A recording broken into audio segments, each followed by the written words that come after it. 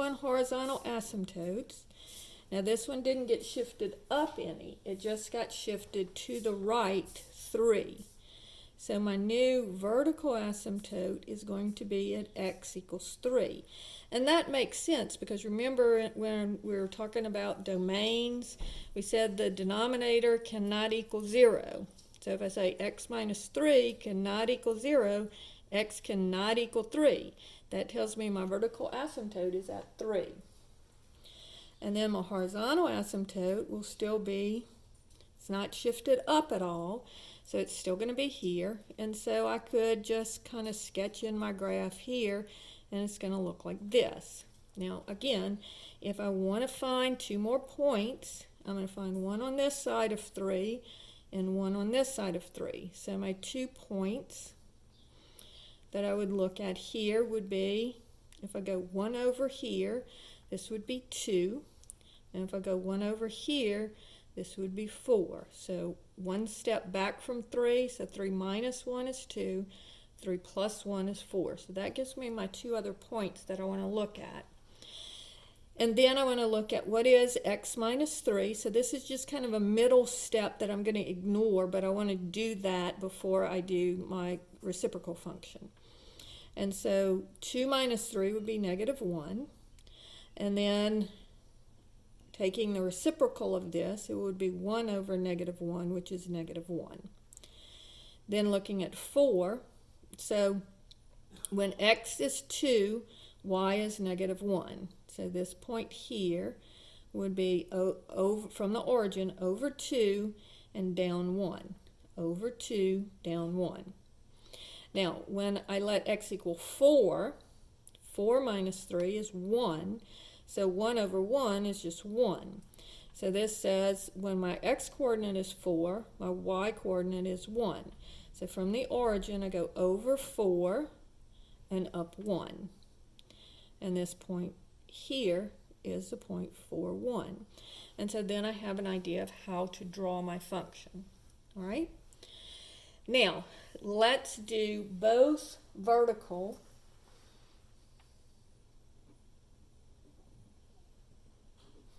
and horizontal shifts.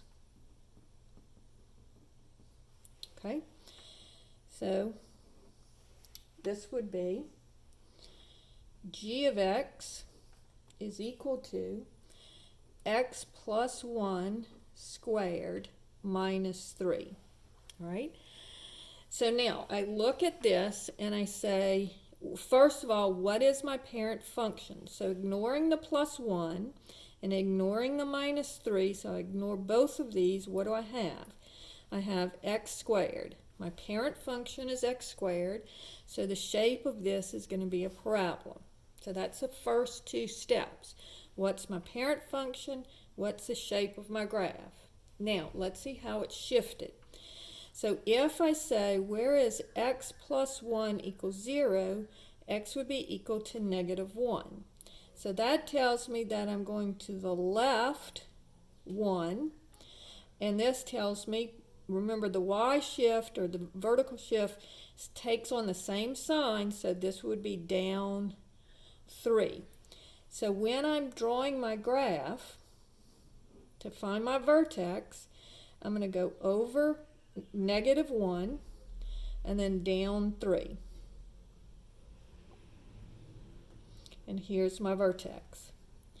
Now, to find 2 more points, just to get a good graph, I'm going to go, here I have negative 1 is my x-coordinate, so negative 1 minus 1 would be negative 2, and negative 1 plus 1 would be 0. So that gives me my 2 other points that I want to graph.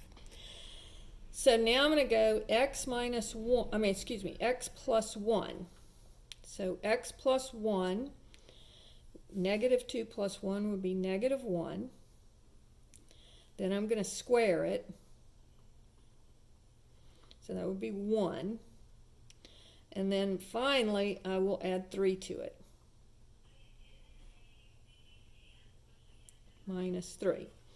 So 1 minus 3 would be negative 2. So at negative 2, over -2, x coordinate -2, y coordinate -2, over -2, down 2. Now I'm going to let x equal 0. So 0 plus 1 would be 1. And then 1 squared is 1. And then 1 minus 3 again is -2.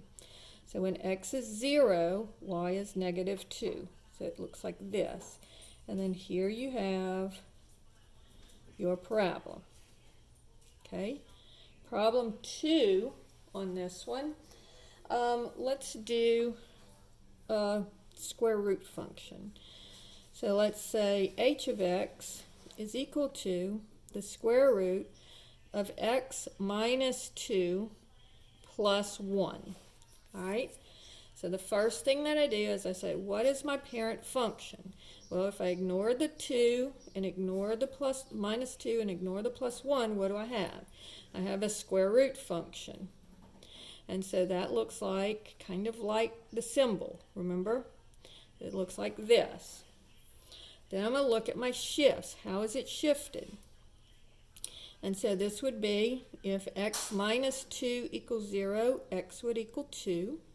So this is going to be the right 2. And then this would be up 1.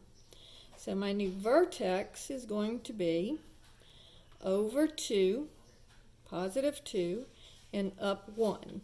And here's my vertex. Now on this one, I don't have both sides because it only goes in one direction. So let's see what happens if I plug in 3. So if x is 3, then x minus 2, 3 minus 2 would be 1. And the square root of 1 would be 1.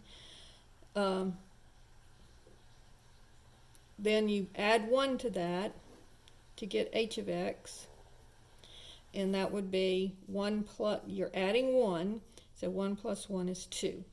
So over 3, up 2, that gives you another point, and then you can draw your graph. So again, let's go through transformations on vertical and horizontal shifts. So first you look for your parent graph. An x squared is a parabola, absolute value is a v-shape, x cubed is a snake, cubed root of x is a sideways snake, 1 over x is a boomerang, and then the square root of x is half of a sideways parabola. All right? Then you look at how is it shifted. The vertical shifts take on the same sign. So if it's minus 3, it'll be down. If it's down 3, if it's plus 1, it'll be up 1. But remember, the horizontal shifts take on the opposite sign. So if it's x plus 2, it's going to go negative 2, or to the left 2. If it's x minus 3, then it'll go plus 3, so it'll be to the right 3. So you see how this one is shifted over plus 3, this one is shifted over negative 2. All right, so that finishes vertical and horizontal shifts.